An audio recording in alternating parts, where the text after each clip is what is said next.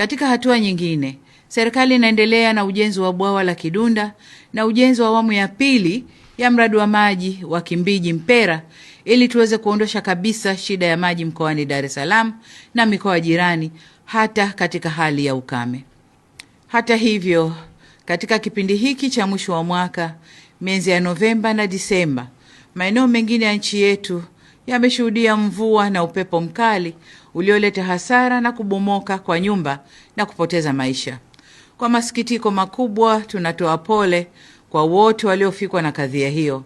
Nazitaka kamati za maafa wilaya kuchukua hatua stahiki ili kuweza kuwasaidia wananchi hao.